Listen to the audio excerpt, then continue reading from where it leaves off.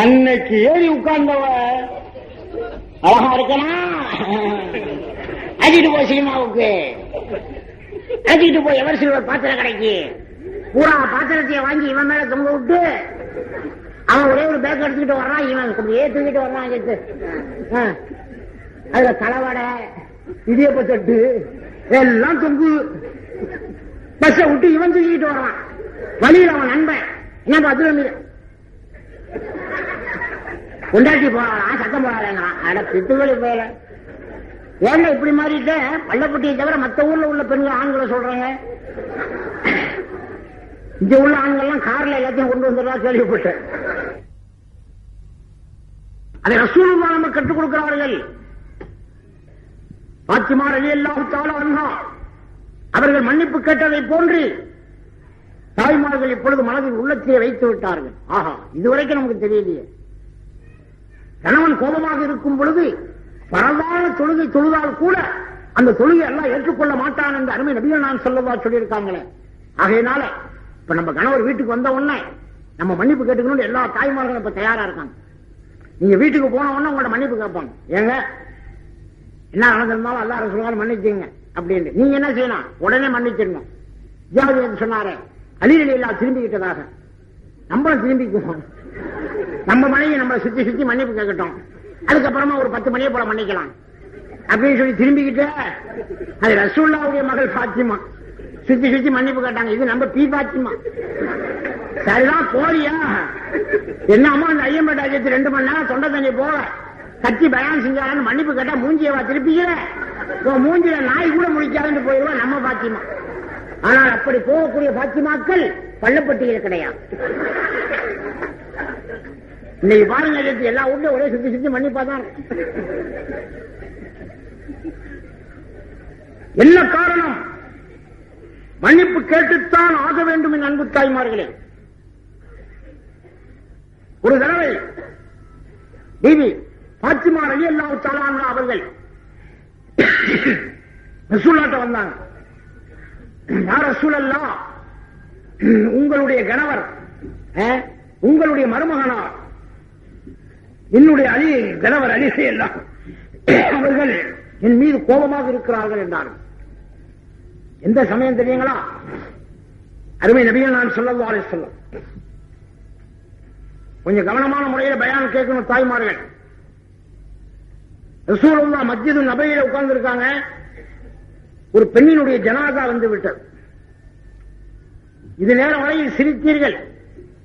இப்பொழுது உங்களுடைய கண்களிலே கொஞ்சமாவது தண்ணீர் வர வேண்டும், கண்ணீர் வர வேண்டும்.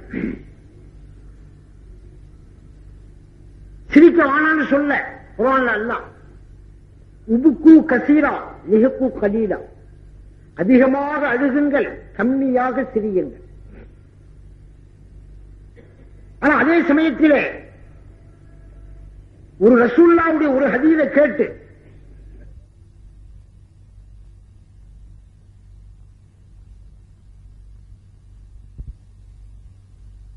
அந்த கண் தண்ணீருக்கு அல்லாஹ்விடத்திலே மிகப்பெரிய மதிப்பு இருக்கிறது. பெருமானார் ஸல்லல்லாஹு அலைஹி வஸல்லம் உட்கார்ந்து இருக்காங்க. ஒரு ஜனாதா வந்து விட்டது, பெண்ணுடைய ஜனாதா. எல்லா சஹாபாக்களும் ஒளி செய்து விட்டார்கள். ஒன்றை சொல்லிக் கொள்கிறேன் இடையில், இப்ப அப்படி இல்லை நம்மளுடைய காலம். மெட்ராஸ்ல பயான் சொன்னேன். ஒரு ஹிந்து நண்பர் சொன்னாரு, என்னங்க ஒரேடியா உங்க மார்க்கத்தை பத்தி ரொம்ப சொல்றீங்களே, உங்க மார்க்கத்திலையும் 3 பிரிவு இருக்குன்றாரு. நான் சொன்னேன், என்னப்பா 3 பிரிவு? நாங்க எல்லாம் ஒரே முஸ்லீம்கள் தான். இல்ல இல்லங்க உங்களையும் 3 பிரிவு இருக்கு. நான் சொன்னேன், பட்டாணி ராவுத்தரு சாயபு இப்படி இதை சொல்றியான்னு. அதெல்லாம் இல்லைங்க, என் முதலாளி இறந்து போயிட்டாரு, அவருடைய ஜனாதாவுக்கு நானும் பள்ளியாசம் வரைக்கும் போனேன். ஒரு கூட்டம் தொழுதுச்சு, ஒரு கூட்டம் வெளியே நின்றுச்சு, ஒரு கூட்டம் நேரம் கபிரிஸ்தானுக்கு போயிருச்சுட்டான். 3 பிரிவாக்கிட்டான் நம்மள. இதுல தொழுத கூட்டம் தானங்க முஸ்லீமு. இப்ப வெளியே நின்ற கூட்டம்லாம் யாருன்னு கேட்டான் என்கிட்ட. இந்த கூட்டம் உலகம் பூரா இருக்கு. ஜனாதா கொண்டு வர வேண்டியது, அப்படியே வெளியே பாதி பேர் நின்ற வேண்டியது. ஏன் சொல்லுவடியா கட்டிக்கல் பிடிக்கல? ஏன்டா கட்டிக்கல் பிடிக்கல? கட்டிகள் பிடிக்கலன்னா கபருடைய வேதனை அதிகம் தாங்க ரசூலுல்லாஹ் பெருமானார் ஸல்லல்லாஹு அலைஹி வஸல்லம். கட்டிகள் பிடிக்காம இருக்கலாமா? சுத்தம் இல்லை. இதெல்லாம் ஒரு ஆண்கள் சொல்ல வேண்டிய சொல்லா. சில பேர் நேர கபரிஸ்தானுக்கு போயிடுறது. எவ்வளவு அகலம் எவ்வளவு நீளம் வெட்டி இருக்காங்க, நமக்கு எப்படி வெட்ட சொல்லலாம், இதை பார்க்கறதுக்காண்டி ஒரே ஒரு கூட்டம் தான் தொழு. ஆனால் சஹாபாக்கள் அப்படி அல்ல. எல்லா சஹாபாக்கள் ஒளி செய்து விட்டார்கள். ரசூலுல்லாஹ் இமாமாக நின்று விட்டார்கள். தக்பீர் கட்டுவதற்காக கையை உயர்த்தும் சமயம் வானவர் கோமான் ஜிப்ரீல் அலைஹிஸ்ஸலாம் வந்தார்கள். அஸ்ஸலாமு அலைக்கும் யா ரசூலல்லாஹ், அல்லாஹ் சலாம் சொல்கிறான், இந்த பெண்ணினுடைய ஜனாசாவை தொழுக வைக்க வேண்டாம் என்று அல்லாஹ் உத்தரவிடுகிறான். கருணைய உருவான நமது நாயகம் ஸல்லல்லாஹு அலைஹி வஸல்லம் ஒன்றும் புரியாதவர்களாக, ஜிப்ரீலே சஹாபியத்தான பெண்ணாகிவிட்டது, என்னை நேரில் கண்டு ஈமான் கொண்ட பெண்ணாகிவிட்டது, ஏன் நான் தொழுக வைக்க கூடாது? அல்லாஹ் சொல்கிறான், இந்த பெண்ணினுடைய ஜனாதாவை தொழுக வைக்க வேண்டுமானால் கபூர போய் உங்களை நேரடியா பார்த்துட்டு வந்து தொழுக வைக்க சொன்னான் அல்லாஹ். என் அன்பு வாலிபர்களே, தாய்மார்களே, ரசூலுல்லாஹ் சஹாபாக்களிடத்திலே கை காட்டி விட்டு பெருமானார் ஸல்லல்லாஹு அலைஹி வஸல்லம் நேரா போய் கபூர பார்க்கறாங்க. சுப்ஹானல்லாஹ், பாம்பும் தேளும் நட்டுவாக்களையும் நிறைந்து காணப்படுகிறது அந்த கபூரில். ரசூலுல்லாஹ்வுடைய கண்களுக்கு தெரியுது. பெருமானார் ஸல்லல்லாஹு அலைஹி வஸல்லம் கவலையே உருவாக வருகிறார்கள். என்னதான் நட்டுவாக்களில் தேளு பாம்பு இருந்தாலும் ஒரு ஈமான் கொண்ட ஒரு பெண்ணை தொழுக வைத்துதானே அடக்க வேண்டும் என்று சொல்லி ரசூலுல்லாஹ் மீண்டும் வந்து நிற்கும் பொழுது வானவர் கோமான் ஜிப்ரீல் அலைஹிஸ்ஸலாம் வந்தார்கள். அஸ்ஸலாமு அலைக்கும் யா ரசூலல்லாஹ், இந்த பெண்ணினுடைய ஜனாசாவை தொழுக வைக்க வேண்டாம் என்று அல்லாஹ் உத்தரவிடுகிறார். நீங்கள் தொழுக வைக்க நாடினால் மீண்டும் கபரை பார்த்து விட்டு வந்து தொழுக வைக்க சொல்றான். அன்பு தாய்மார்களே, ரசூலுல்லாஹ் இரண்டாவது தடவையாக போய் கபரை பார்க்கிறார்கள்.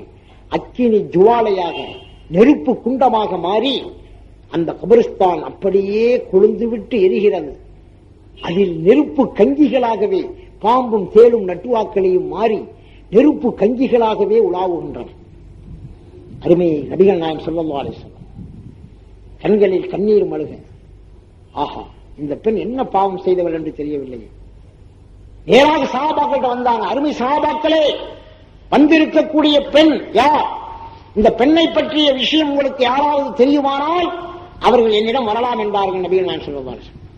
அந்த பெண்ணினுடைய பக்கத்து வீட்டுக்காரர் வந்தார். அஸ்ஸலாமு அலைக்கும் யா ரசூலல்லாஹ், இந்த பெண்ணை பற்றிய செய்தி எனக்கு தெரியும். ஒரு நாள் விட்டு ஒரு நாள் நோன்பு வைப்பார்கள். நல்லா கவனிங்க தாய்மார்களே.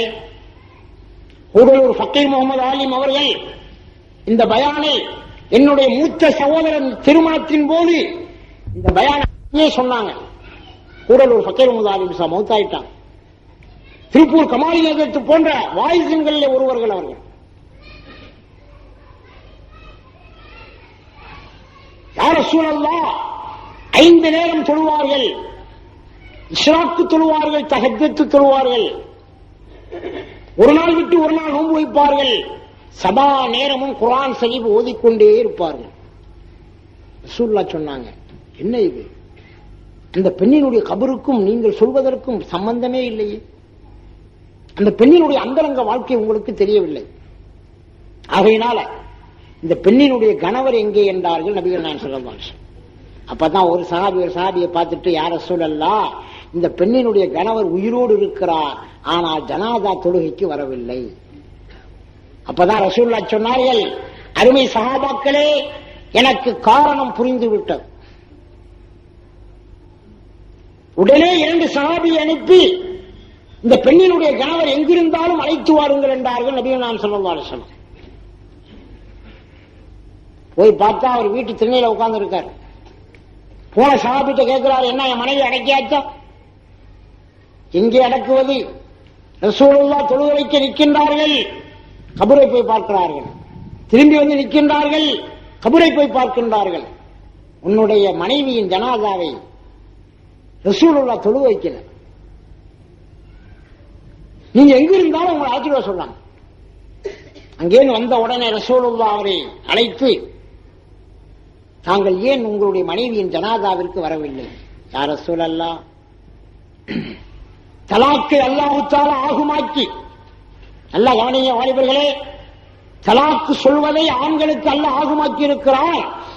ஆனா அதே சமயத்தில் ஒரு மனிதன் தலாக்கு விடுவானே ஆனால் அல்லாஹ்வுடைய அரிஷ் ஆடுகிறது என்றார்கள் நபிகள் நான் சொல்லுவார். அந்த ஒரு வார்த்தையை யா ரசூலல்லாஹ் நீங்கள் சேர்த்து சொல்லாமல் இருந்திருப்பீர்களே ஆனால் என் மனைவியை நான் எப்பொழுதோ தலாக்கு விட்டிருப்பேன். யா ரசூலல்லாஹ் குர்ஆன் ஓதிக்கிட்டு இருப்பா, போய் தண்ணி கேட்பேன். குர்ஆன் ஓதிக்கிட்டு இருக்கிற என்கிட்ட வந்து தண்ணி கேட்கிறியா, மொண்டு குடிச்சிட்டு தொலையேம்பா. யா ரசூலல்லாஹ் பசியா போய் சோறு வையும்ப, நோம்பு வச்சிருக்கிற என்கிட்ட வந்து சோறு கேட்கிறியா, போய் எங்கேயாவது கடையில தின்னும்பா. யா ரசூலல்லாஹ் நான் பொறுத்துக்கிட்டு வாழ்ந்துட்டேன் யா ரசூலல்லாஹ் என் மனைவிய, அதனால என்னால என் மனைவியை மன்னிக்கவே முடியாது என்று சொல்கிறார். நல்லா கவனிங்க தாய்மார்களே, நீ என்ன நோன்பு வச்சாலும் சரி, நான் சொல்லவில்லை, சஃப்வான் இப்னு முஅத்தில் என்று சொல்லக்கூடிய சஹாபி உட்கார்ந்து இருக்காரு. எல்லாம் கவனிக்கணும், ஒவ்வொரு விஷயத்தை சொல்லி சொல்லி அப்படி எப்படி விட்டுருவேன், அதுக்கப்புறமா எல்லாத்தையும் மொத்தமா சேர்த்து சொல்லுவேன். ஆனா கடைசி நாள் மறக்காம சொல்லிட்டு போகணும். நாகூர்ல 89 நாள் மயான் செஞ்சேன். கடைசி நாள் யூசுப் நபி அலைஹிஸ்ஸலாம் அவர்களை, அழகான 12 வயது குழந்தை யூசுப் நபி அவர்களை ஒரு பால் அடைந்த தேனும் பாம்பும் உண்டான கிணற்றிலே அவர்களது சகோதரர்கள் தள்ளிவிட்டார்கள் அப்படின்னு சொல்லிட்டு நான் பாட்டு ஊருக்கு போயிட்டேன். அதுக்கப்புறம் அந்த ஊருக்கு பயானுக்கே போகல. கும்பகோணத்தில் ஒருத்தர் வச்சு அஸ்ஸலாமு அலைக்கும் எடுத்து நீங்க ஜாதி தானாண்டார். ஆமாண்ண, இந்த மாதிரி நல்லவங்க பெரியவங்களை எல்லாம் பால் அடைஞ்ச கணக்கில் தள்ளி விட்டு நீங்க பாட்டுக்கு போயிடாதீங்க எடுத்து. எனக்கு ஒண்ணுமே புரியல. என்னங்க என்னங்க, நாகூர்ல சையது பள்ளியாசு கிட்ட பயான் செய்யும் போது யூசுப் நபி அலைஹிஸ்ஸலாம் அவர்கள் அழகானவர்கள், 12 வயது பையன், அந்த பையன் அவங்களுடைய சகோதரர்கள் பால் அடைஞ்ச பாம்பு தேர்வு நிறைஞ்ச கணக்கில் தள்ளி விட்டு போயிட்டாங்க, நீ பாட்டு போயிட்டீங்களே. ஒவ்வொரு நாளும் படுத்து கிடக்க போறான் யூசுப் நபி என்ன ஆனாரு, அழகான பிள்ளையாச்சு, பால் அடைஞ்ச கணக்கில் தள்ளி விட்டுட்டு ஐயம்பேட்டைக்கு போயிட்டாரு அப்படின்னு எனக்கு பெரிய சங்கடமா இருக்கு. இப்ப எங்க போறீங்கன்றாரு. ஐயம்பேட்டைக்கு என்ன, நான் தஞ்சாவூர் போறேன், உங்க பக்கத்துல உட்கார்றேன், உங்க ஊர் வர்றதுக்குள்ள யூசுப் நபியை கணத்தை விட்டு வெளியே எடுத்து விட்டுருங்கன்ட்டு பயான் கேட்கிறாருங்க. குர்ஆன் ஆயத்தை வாத்தி யூசுப் அலைஹிஸ்ஸலாத்துக்கு கிதாப சொன்னேன். இப்ப டைரி வச்சிருந்தேன், உடனே வெளியே எடுத்து ஐயம்பேட்டை வருவதற்குள்ளாக யூசுப் நபி அலைஹிஸ்ஸலாம் அவர்களை வெளியாக்கி நபினா யூசுப் அலைஹிஸ்ஸலாம் அரசாட்சி செஞ்ச விஷயம் வரைக்கும் சொன்னேன். இந்த மாதிரி நான் பாட்டுக்கு ஒரு விஷயத்தை விட்டு நாளைக்கு 3 நாள் தான் பயான், 10 நாள் 12 நாள்லாம் கிடையாது. நான் பாட்டுக்கு ஊருக்கு போயிட்டேன்னு வைக்குங்க. என்னடா ஜாபீர் ரலியல்லாஹு விருந்து கொடுத்ததா சொன்னாரு, ஒரே ஒரு ஆட்டுக்குட்டி 4 பேர் 12,000 பேர் போனாங்க, என்ன ஆச்சுன்னு தெரியலையே, அவர் பாட்டுக்கு ஐயம்பேட்டைக்கு போயிட்டாரு அப்படி நீங்க பாட்டுக்கு போட்டு குழம்பிடணும். ஆகையினால ஒரு அளவு ஞாபகம் பண்ணி சொல்லிடுவேன். நீங்க தான் கவனமா பயான் கேட்கணும். பயான் கேட்கும்போது எப்படி கேட்கணும், ரொம்ப கவனமா கேட்கணும். சில பேர் பயான் கேட்பாங்க, ஆள் இங்கதான் உட்கார்ந்து இருப்பாரு. பயான் முடிஞ்ச உடனே அவரை கூப்பிட்டு, என்னங்க அது அருமையான ஒரு கருத்து சொன்னாங்களே, இந்த 12,000 பேருக்கு சோறு கொடுத்ததை பத்தி, உணவு கொடுத்த, அது என்ன சொன்னாங்க, அது தெரியல, முன்னால உட்கார்ந்தீங்களா, நீ ஒண்ணுப்பா முன்னாலதான் உட்கார்ந்தேன். அதாவது இந்த கரூர்ல ஒரு கடை வைத்தமா, அந்த கடை வந்து இதாகி போச்சு. அது ஒருத்தன் எடுத்துக்கிட்டு ஒரு 50,000 ரூபாய் தர்றான்னா, அதை பத்தியே சிந்தனை இங்கே உட்காந்துக்கிட்டு 50,000 ரூபாய் தர்றான்னா 25,000 ரூபாய் பாக்கி, அது பாக்கி எவ்வளவு ஒரு நாள் அவன்கிட்ட போய் ஆள் இங்கேதான் உட்காந்துருக்காரு. யோசனை பூரா கடையில. இது மாதிரி சில பேர் இங்கேதான் உட்காந்துருப்பாங்க, ஆகியிருப்பாங்க, மனசு பூரா வேற இடத்துல இருக்கும். அந்த மாதிரிலாம் பயான் கேட்கக்கூடாது. வைத்தியம் இருக்கு பாருங்க, அது ஒண்ணு வேலை கொண்டு செஞ்சிடக்கூடாது. ஒரு நாட்டு வைத்தியர் இருந்தார். அந்த நாட்டு வைத்தியர் எல்லாத்திலையும் மருந்துகள்லாம் பாட்டில் எழுதி வச்சிருப்பாரு. கண்ணு வலிக்கு, காது வலிக்கு, மூக்கு வலிக்கு, வயிற்று வலிக்கு, கை வலிக்குன்னு எழுதியிருப்பாரு. யாராவது வந்து வயிற்று வலிக்குதுன்னா கமௌண்டர் அப்படிம்பாரு. கமௌண்டர் அந்த வயிற்று வலி மாத்திரை எடுத்துட்டு கொடுத்தோன்னு சௌரியம். கண்ணு வலின்னா உடனே கண்ணு வலி சௌரியம். அப்ப அவன் நினைச்சான், இந்த ஆள் செத்து போயிட்டா நம்ம இந்த வைத்தியத்தை பார்க்கலாம்ப்பா, எவ்வளவு சுலபமான வைத்தியம், என்ன செய்யணும் அவர்கிட்டயே கேட்கிறாரு. கால் வலிக்குதுன்னா கால் வலிக்கு மாத்திரை வச்சிருக்காரு. மருந்து எப்படி தயார் பண்றாலும் அதை தெரிஞ்சுக்கல. மருந்து சரியா போச்சு, வைத்தியமும் முடிஞ்சு. இவனுக்கு மருந்து செய்ய தெரியாது. இப்படி ஒரு குருட்டு யோசனை அவனுக்கு. அதே மாதிரி அந்த வைத்தியம் செத்து போயிட்டாரு. ரொம்ப சந்தோஷம் அவனுக்கு. உடனே இவர் ஒரு கமௌண்டரை சேர்த்துக்கிட்டு ஒரு வாரத்துக்கு பிறகு கிளினிக் திறந்துட்டாரு. திறந்த உடனே ஒரு ஆள் வந்தாரு. என்ன செய்யுது? வயிற்றால போகுது. வயிற்று போக்கா? கம்பவுண்டர், இந்த வயிற்று போக்கு மருந்து. அங்க போய் பார்த்தா வயிற்று போக்குன்னு இருக்கு. நிப்பாட்டுறதுக்கா போறதுக்காண்டு இல்ல. அவன் சொன்னா, என்னங்க வயிற்று போக்கு நிப்பாட்டுறதுக்குன்னு அங்க இல்ல, வயிற்று போக்குன்னு இருக்கு. வயிற்றால போறதுக்கா நிப்பாட்டுறதுக்கான்னு தெரியலன்னா. இவனும் போய் பார்த்தா வயிற்று போக்குன்னு தான் இருக்கு. வயிற்றால போறதுக்கு, வயிற்றால போறது நிப்பாட்டுறதுக்கு, போக்குக்கு. இவனா பார்த்து விட்டு, சரி இதான் இருக்கும். அவன் வந்து தயார் பண்ணாலும் அவனுக்கு தெரியும். சுபஹான் அல்லாஹ். அதுல அரை மாத்திரையை கொடுத்தா 2 நாளைக்கு போகுமா. அதுல 2 மாத்திரை எடுத்துக்கிட்டு வந்து யாருக்கு? போற ஆளுக்கு வாயை திறக்க சொல்லி